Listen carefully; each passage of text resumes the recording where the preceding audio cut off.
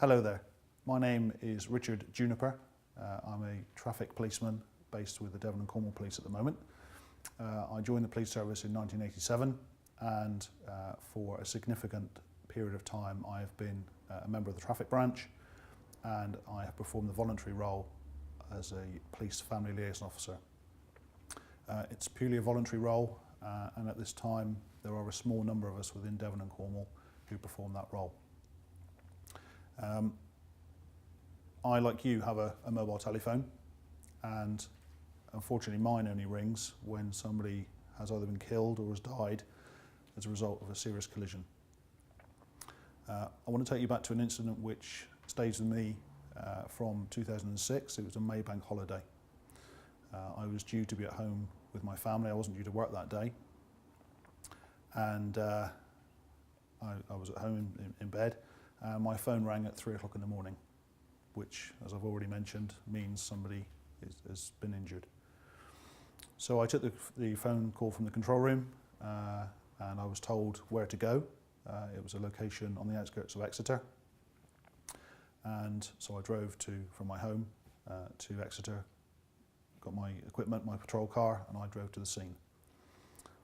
Nobody had told me what I was about to see. I knew that somebody was dead, but that's all that I knew.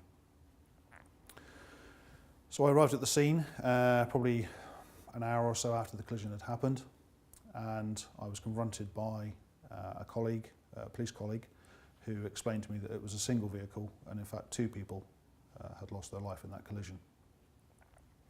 Up ahead on the road I could see a vehicle and it was illuminated by the lights of our colleagues from the fire service. I walked towards the collision scene and I had no idea what I was about to see. I could see there was a car, and I can see that it was embedded into a tree on the left-hand side of the road. A relatively straight section of road, a very large tree.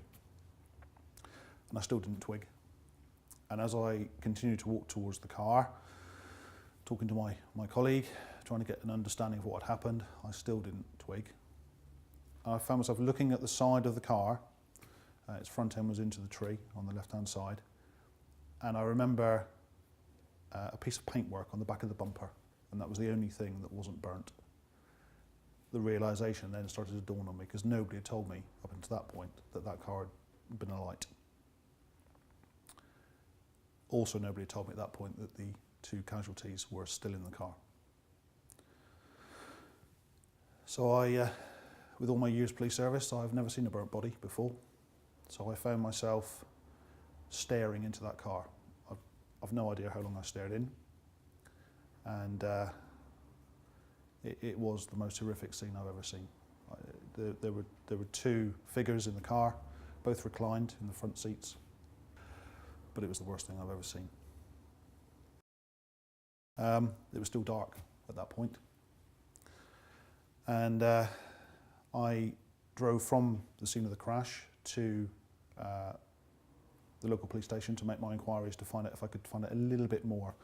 And my family was going to be the family of the front seat passenger, who was called Tim. And I found out that Tim lived locally. He lived there with his mum and dad, and he lived there with a number of his brothers. He was the second youngest of 5 brothers. So by now it's around about 7 o'clock in the morning, the sun's up, it's a beautiful day. Beautiful, still, perfect bank holiday Monday. And I stood on that doorstep of that family home with this knot of terror in my stomach, knowing that I was just about to destroy that family.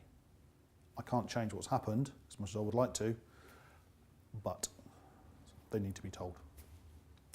So I rang on the doorbell.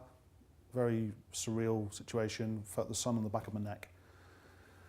And I heard movement inside the house, and the door was opened by quite a large gentleman, bigger than myself, who filled that door frame. He was a mountain of a man. He looked me squarely in the eye and asked me the question, which one? I wasn't ready for that.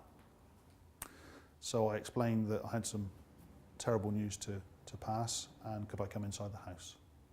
I was invited in, and he begged me to tell him which one of his sons, because we don't tend to turn up with a lot of good news these days, however. So I told him.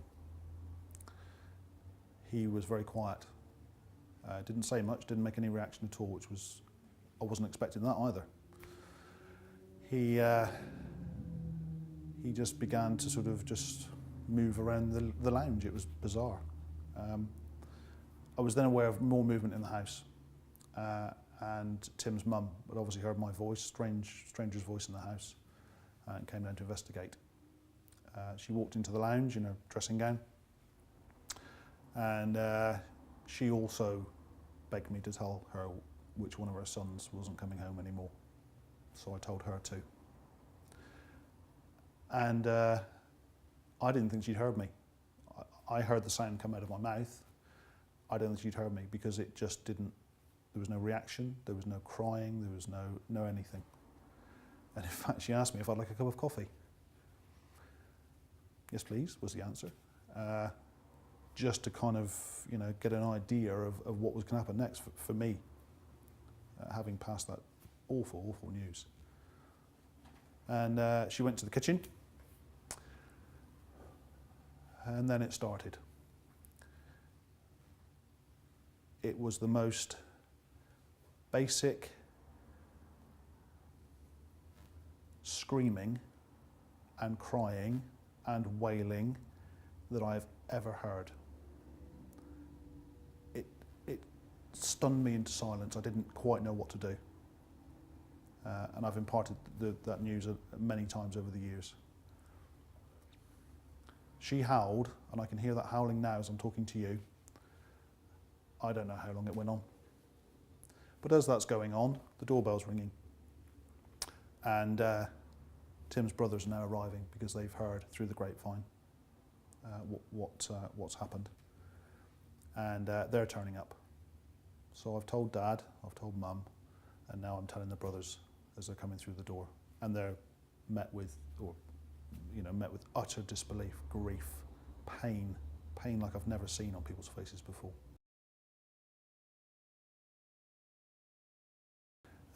Tim was a good lad, never been in trouble with the police. He was 18 years old and was to make his way in life, is the best way to put it, I think. He was came out of school and was working part-time for a local DIY store, just finding his way. The thing that was evident from day one was his absolute passion and his family's passion for cricket. He was a really good cricketer, played for the county, was around and supporting his family as well. Loved by every member of his family and his mates. So, so what happened that day? How did it happen, I guess?